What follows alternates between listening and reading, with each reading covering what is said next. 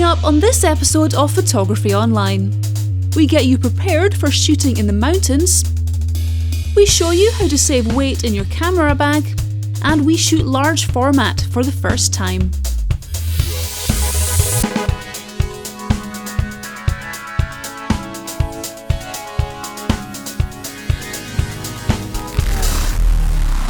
Welcome to part 1 of our May 2021 show. In addition to everything you've just seen coming up, we'll also be showcasing some of the silhouette photos that you've sent in as part of the subject project which we ran back in our March show. But let's get things underway for this show with some epic views and a bit of an adventure to boot. Mountains are one of the most popular landscape subjects to photograph, but it's far more common to shoot them from down below. If you want to get a more dramatic viewpoint, however, then there's only one way to go, and that's up.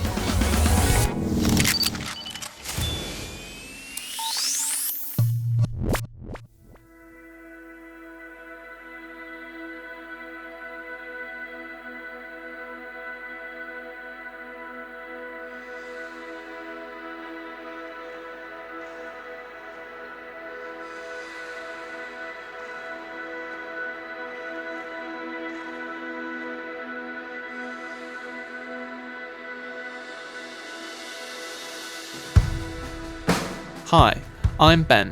I'm 21 and a half years old, and I'm a mountain photographer. In my opinion, you can't get a better viewpoint than when you're stood on the summit of a mountain with the scenery stretching out as far as the visibility will allow. So I thought I would cover some key points which you can put to use if you are ever planning on heading into the hills or mountains with your camera. Today I'm on the Isle of Skye, which is home to some world-class mountains that trump anything else on the British Isles. Skye has 12 Munros, with 11 of them forming a jagged ridge over 11 kilometres. That's not a bad Munro to distance ratio. Today we're heading up Sgurr na Banedicht at 965 metres. That might not sound like much, but starting at sea level we're going to have to climb every single one of them. Well, that's the first one done. One of the biggest differences between photographing in the mountains compared to more accessible locations is the distance in which you have to walk to reach your desired viewpoint. For this reason, weight reduction is very important. You really don't want to be carrying anything that you might not use. This is why zoom lenses are always my first choice. With just a couple of lenses, I can cover a vast focal range that would be totally impractical to do with a selection of prime lenses. I personally only ever opt to take my 16-35 and 70-200mm lenses. These two will often cover the vast majority of scenes in which I'm wanting to photograph. I'd personally only ever opt for the f4 versions of these lenses, for their considerably smaller and lighter weight. In an ideal world, I would like to have a 50mm with me to bridge the gap in focal length that I'm missing, but for me it's just not worth carrying the extra lens. You will also have to carry many more items of gear that may not normally be in your camera bag. This is one of the reasons a bag that has separate camera and gear storage areas is so useful. I use a Shimoda Explore 60, which offers the perfect solution for carrying camera gear as well as other essential items. In addition to plenty of warm and waterproof clothing, I take a head torch, spare batteries, a compass and waterproof map of the area, first aid kit, a power bank, and more food and water than I think I will need, just in case I'm caught out in the hills for longer than expected.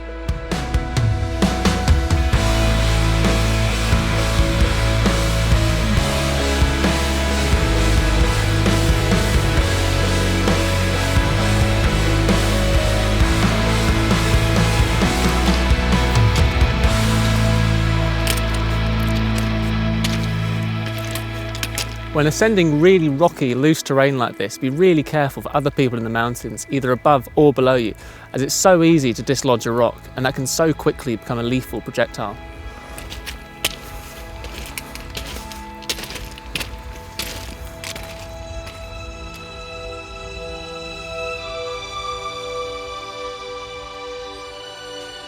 As you ascend a mountain, take time to appreciate the views which will often be behind you. Take regular breaks to photograph the changing scenery. Never think to yourself, I'll shoot that on the way back, as the chances are that it won't be there on the way back with the light being so changeable in mountain environments.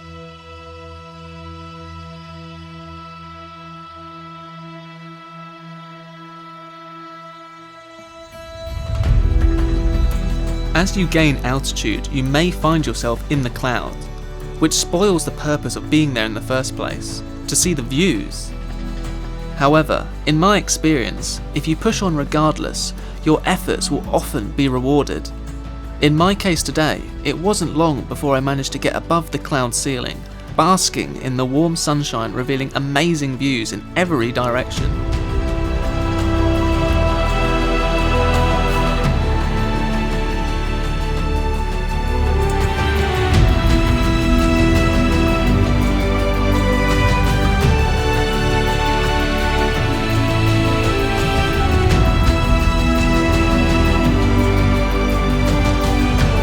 Even though the weather may appear to be summery when you set off and while you are moving, as soon as you stop climbing, your core body temperature will drop immensely fast if you don't have sufficient layers to trap in your body heat.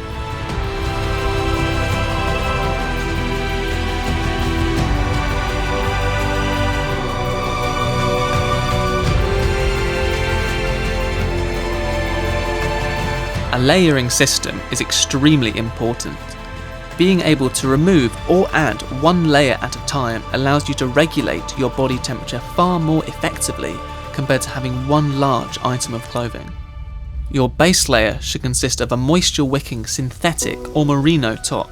Make sure to stay away from cotton though, as this will trap moisture next to your skin. Next is your mid-layer. A fleece will start to provide some insulation as well as also wicking moisture. A soft shell can also be added, as they are very breathable and offer great protection from the wind. An insulated layer, like a down jacket, will also help to retain your body heat. And last, but not least, are your outer hard shell, fully waterproof layers. As well as the cold obviously having an enormous effect on your body, it also greatly reduces the performance of the batteries in your camera. Because of this, you'll probably want to take far more than you usually would, but also keeping them in a warm chest pocket to stop them getting cold.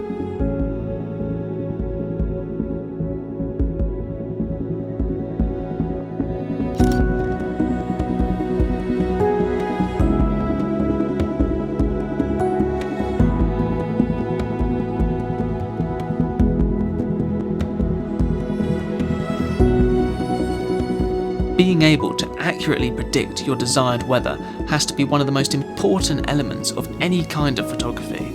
Forecasts such as the MWIS are great to give a broad overview of the conditions, but the Met Office mountain weather can be invaluable, where you can look at the forecast for a specific peak, as the weather can be so changeable from one mountain to another. The winds at altitude can also be drastically different to those forecast at sea level. With this in mind, I would always recommend to stay near your tripod in case of unpredictable wind. Please trust me, I'm speaking from experience.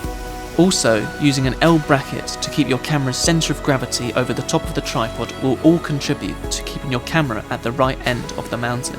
I also always opt to take the straps off my cameras. One, because they're not really essential when you're shooting on a tripod, and secondly, when it's windy, the strap flapping around could introduce vibration through the camera.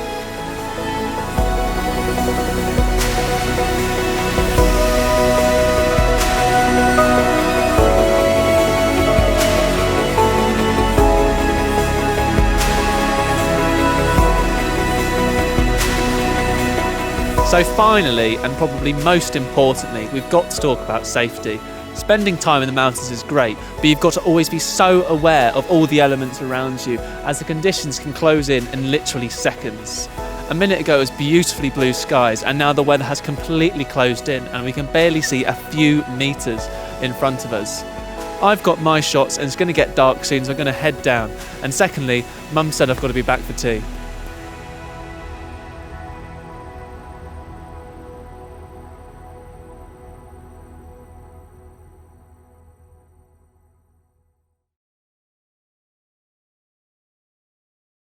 Oh, how nice it would be to be that young again, to effortlessly run up mountains and have your mum's home-cooked dinner waiting for you when you got home.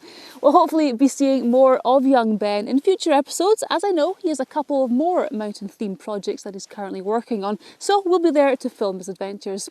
And talking of future adventures, if you're not already subscribed to our channel, then by joining the thousands who are, you'll get notified whenever we release a new show, ensuring you never miss out. Now, if you're planning on hiking up a mountain or even a hill, in fact, scrap that, even if you're walking on flat ground, then you'll probably want to keep your camera bag as light as possible. However, lighter equipment surely means sacrificing image quality, or does it? Who better to talk to about small things than our very own Harry Martin?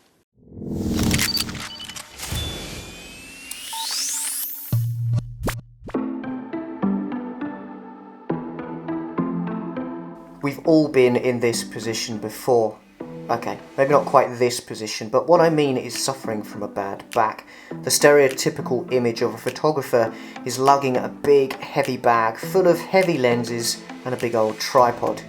Most photographers I know personally all suffer from bad backs. Does this have to be the case though? Can we do anything about it? As a wildlife photographer, heading out the door normally means hefting a big rucksack, heavy tripod, and an even bigger lens. There's a bit of a love-hate relationship with big prime lenses like this. The quality is outstanding, but they come at a hefty price and a hefty weight. It might come as a surprise then that to get professional results, you don't need to fill your bag with a load of full-frame cameras. As much as I love cameras such as the Canon 1DX Mark III, which I reviewed last year, they don't make getting to location easy, especially if it's uphill. If only there was a camera which could match the performance of the Canon 1DX or the Nikon D5, but at a fraction of the weight. One such camera system which many photographers have been raving about for this very reason is Micro Four Thirds. So I thought I would give one a try. Specifically, this is the Olympus OMD EM1X. Now, the sensor in this is a quarter of the size of my full frame Canon. A quarter of the size, you say? Well, that must surely make it worse. Hold on. Nope, confirmed. Size isn't everything there for my girlfriend. Thank you for that.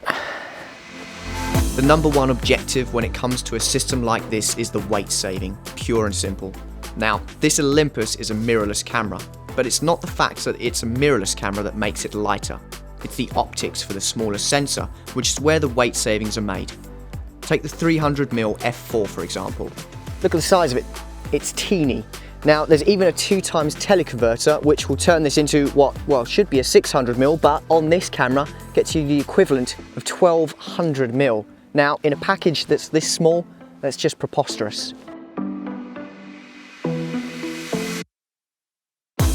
My normal setup consists of a Canon 5D Mark IV or an EOS R coupled with either a 100 to 400mm lens or this brute, the 500mm.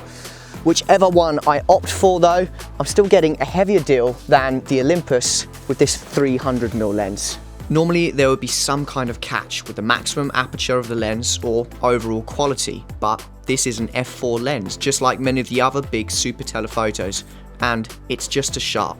So what does this mean practically? Well, for me, it's quite simply the case of wanting to get out more. I've got a small confession to make. On some days, the idea of carrying a 15-kilo backpack all the way to the top of a mountain does not fill me with an undue amount of joy. While using this camera system though, I haven't cast it a second thought. I can chuck the camera into a standard hiking rucksack and still have all the room I need for food, waterproofs and other essentials like the latest Mills and Boon novel. There are downsides to everything though. No camera system is perfect, unfortunately. While the smaller sensor is great for wildlife photographers and getting more reach from your lenses, as a general rule, the smaller the sensor, you're going to sacrifice your low light performance and your ISO performance. Typically, these are also key areas that wildlife photographers need good performance, so it's a catch-22. You also need to appreciate that all photos taken on a smaller sensor need to be enlarged to a greater degree, which asks more of the lens and the technical aspects of the image. I could argue, however, that if I was shooting on the 500mm lens, I'd have to use a higher ISO relative to that on the Olympus because the lens is so much heavier and I need a faster exposure time to compensate for my shaking arms. If you don't fancy going out and buying a whole new camera system and lenses, well, what's wrong with you? But there are things that we can do to help lighten our loads. The easiest is probably just to pack sensibly. Consider what you're going to go out and shoot and pack accordingly. Have a look in your bag at stuff that you use regularly and stuff that only gets used once a year. If it's only used once a year, consider getting rid of it. You can probably live without it.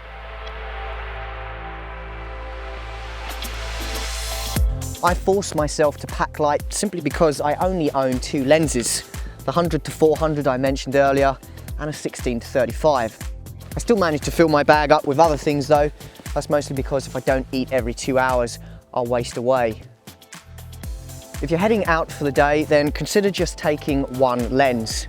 You might miss having other focal ranges, but it'll force you to think more creatively and out of the box. Plus, it's going to lighten your rucksack and you'll be more likely to walk further and more fully explore an area.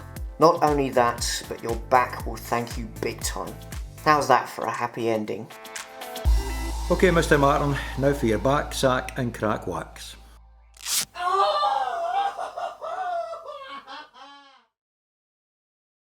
Well, moving on, we often get comments from viewers with suggestions for topics that we should cover in future shows. These are always welcome and we do have a very long list of ideas all waiting to go into production. However, we often get asked to cover topics which we've already covered, so it seems some of you aren't watching all of our shows. If this is you, then the naughty step is over there. But seriously, to make it easier for you to see exactly what we have covered and what each show features, we've produced this index, which you can download for your own reference. We'll update it every month so that you always have the latest information to hand. To get this, simply click on the relevant link in the video description. Another question we often get asked is what camera we use to shoot photography online. The answer to this is a Canon R6, which we use pretty much exclusively with a 35mm lens. So this is what you're watching me on right now. Okay, so from micro four thirds, which is pretty much the smallest of formats, to the opposite end of the scale, the aptly named large format. Getting its hands on one of these beasts has been a long-standing ambition for one of the team.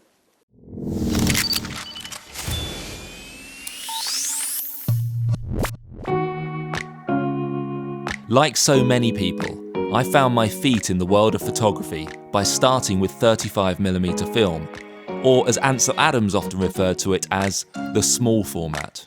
Now, as good as this is, I remember realising the limitations of 35mm when I tried to enlarge one particular image which looked great as an 8x10, but absolutely terrible at 30 inches wide. This pivotal moment saw me venturing into the world of medium format. First of all buying my Mamiya 6x7 and then my Fuji 6x17, which is about as large as you can go with roll film.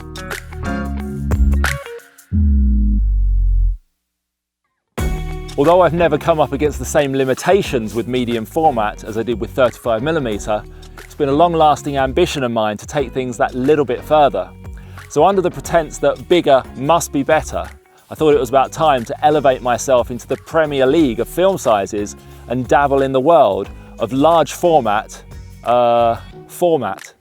Just like medium format, there are various different sizes of large format, with the most common being 4x5 and 8x10.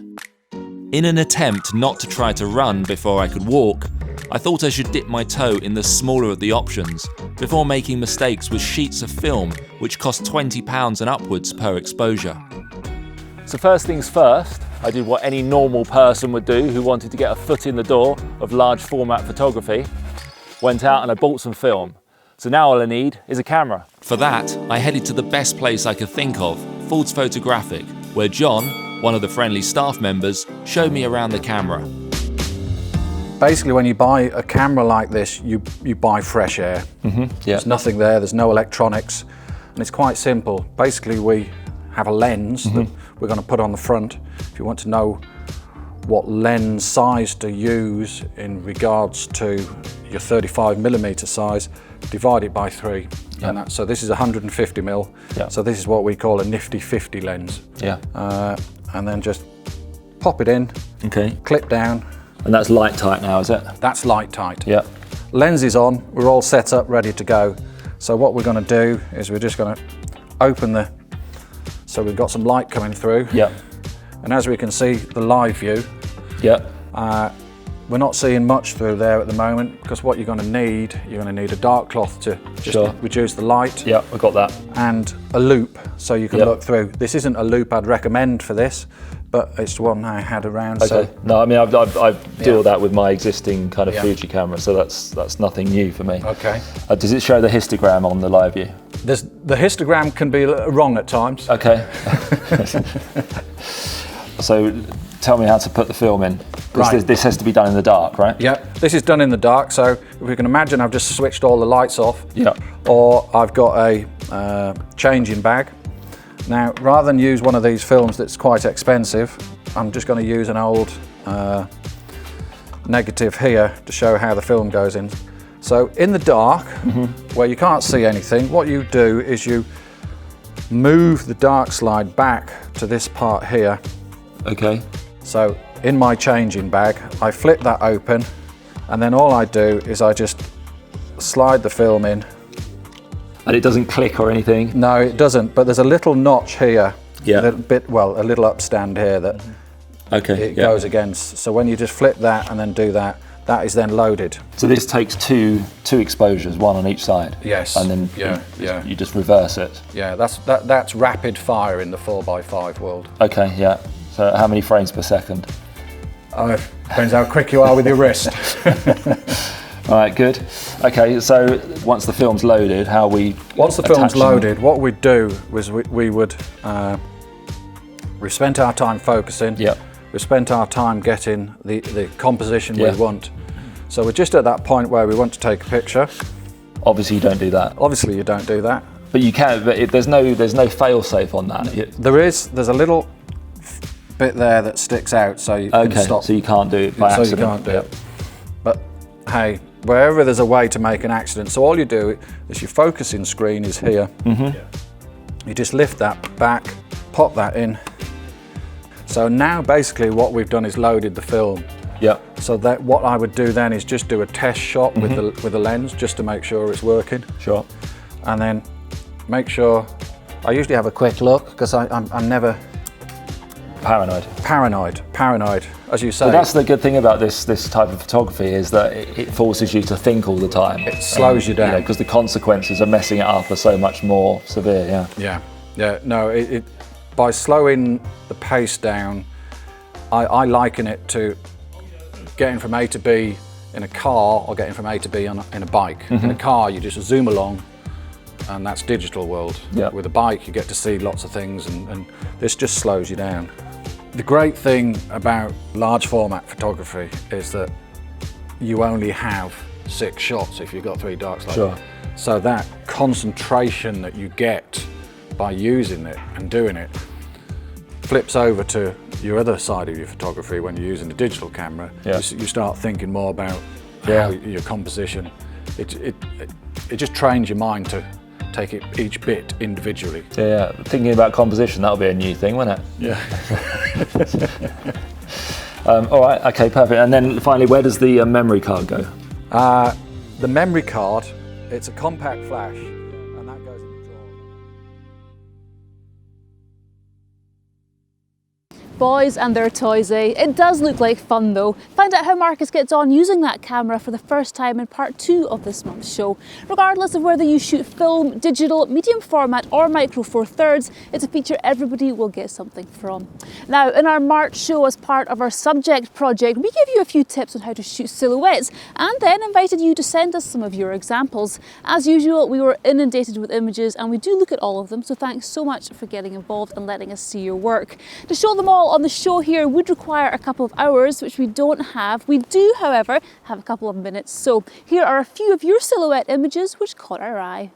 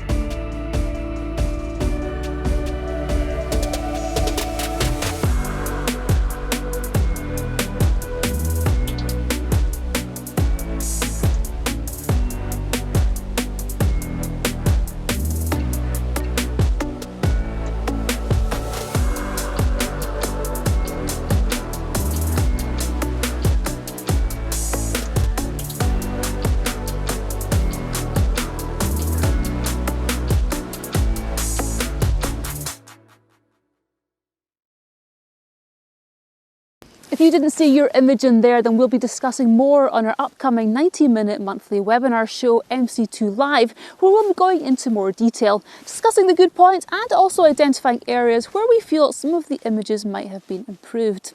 Now, on the subject of Mc2 Live, we've now extended this by adding on some extra time, which we've creatively called Extra Time. We're making this part free for anybody to watch and have started publishing them on our new sister YouTube channel, Mc2 Photography. As always, there's a link to this in the description below, so check that out if you want to see what we get up to after the show. Now, when team member Nick recently bought a new mirrorless camera, Marcus wondered how it would stack up against his aging 5-year-old DSLR for image detail. There was only one way to find out.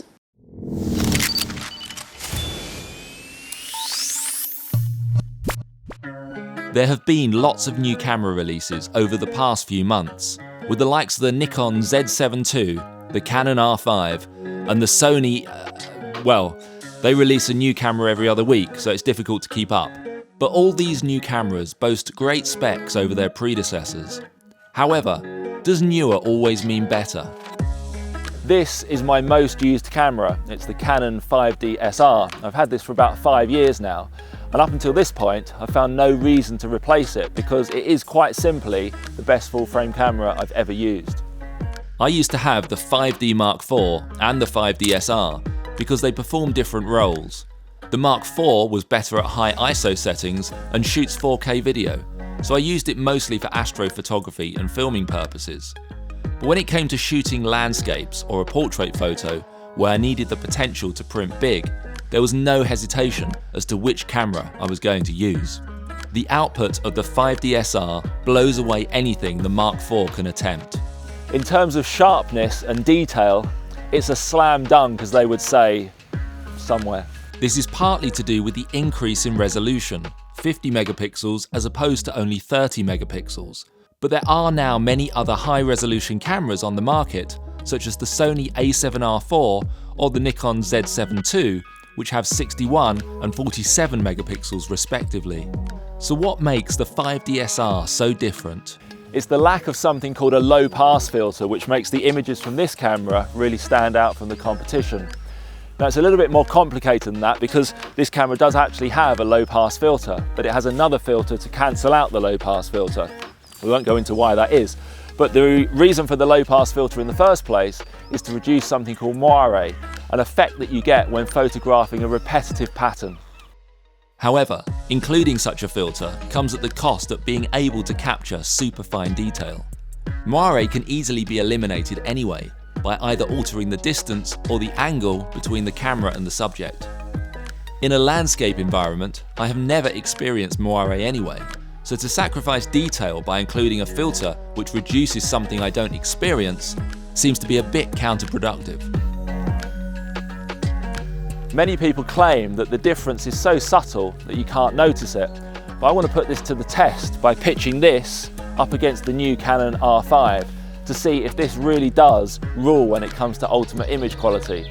Now, we're going to use the same scene with exactly the same lens in the same light, so that any differences have to be to do with the camera. All I need now is an R5. Well, that's convenient.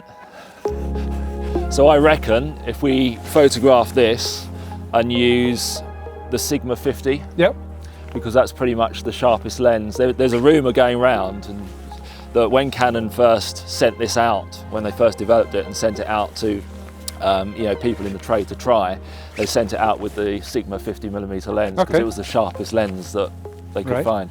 So we'll use the 50 and we'll photograph this scene here, and we'll do it photo on that, and we'll find out who's bought the best camera. I have. Well, we'll find out in a minute. So get your Sigma lens out, because although I've got one, yours is newer, so we might as well use that.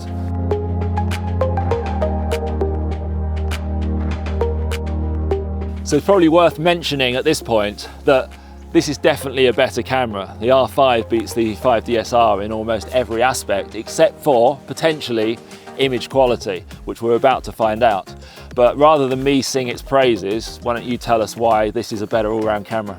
Well, you've got the autofocus, you've got the high ISO performance, the frames per second, so for wildlife and what have you, and obviously it's video capabilities. Okay, I'm not going to deny any of that, but if you're an out-and-out landscape photographer, Yep. you don't need the focusing, you don't need the frames per second, you don't need the video capabilities. So, how much does that camera cost? At least £4,000. Right. Yeah, okay. So just over 4,000. I mean, this has been discontinued, so you can't buy these new anymore. But you could recently pick these up for about £1,000. Yeah. So we're talking about a quarter of the price, and if it's, as we're going to find out in a minute, if this outputs a better image quality file, then this is the landscape king. So let me come back and tell you why I like this camera so much. Optical viewfinder. Yes. When you zoom in on live view, when you're focusing on this, how much can you magnify the image by? 15? 16. 16 is better than 15, right? It's one more. Marginally. Has to be. Yeah. And did I mention about the optical viewfinder? Yes, you did. Yes, the electronic viewfinder. And 50 megapixels. 45. Yeah. Did I mention about the optical viewfinder? Yes, you did. Okay. So there's loads that's better on this camera that I prefer to this camera. Yep. But let's get on with it. So we've got the 50mm Sigma Art lens, the f1.4 version, which is pretty much the sharpest lens that we own. And we're going to take an identical shot with this camera and this camera using the same lens. It's a reasonably calm day, so we're going to have no wind vibration going on. We'll manually focus both so that there's no focusing issues, and we'll try and get them as close as we possibly can so that we know that any differences are just to do with the sensor in the camera rather than anything else. So if you go ahead and take your shot first, and then we'll swap the lens over and we'll get the composition as close as we can, so we've got identical files, and then later on we'll pixel peep when we get them into Lightroom. So ISO set to 100, and I'm going to set the aperture to f4, which is the sweet spot of this lens, and then I'll just adjust my exposure time to get my histogram right, and I'm all set to go. I'm also going to set the 2-second timer on my camera so that after I press the shutter, I'm not interfering with the camera and causing vibration.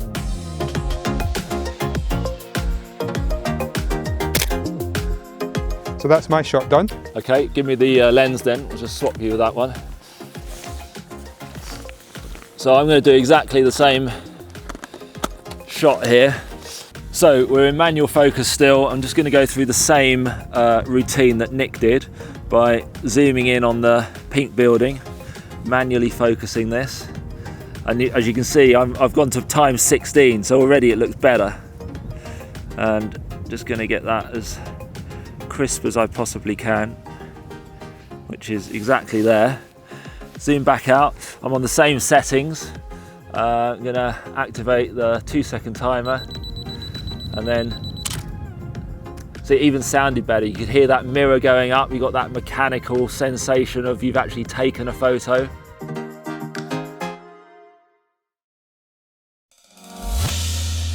You can see the results as the shots are analysed in great detail in part 2 of this month's show, which is out in just a couple of weeks, where we'll also be looking at focusing techniques for wildlife or moving subjects, and we'll be seeing how Marcus gets on with his large format photography.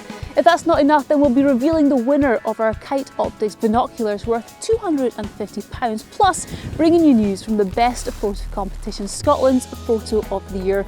I really hope you can join me for that. Don't forget to give us a thumbs up if you've enjoyed the show. It does mean a lot to everybody who works so hard behind the scenes. Plus, if you want to support us, you can press that join button or go to the relevant link below. You'll also find links there to purchase Photography Online t-shirts, hats, tutorial books and guides. Alright, well, my time is up. Until next time, take good care, but most importantly, take good photos.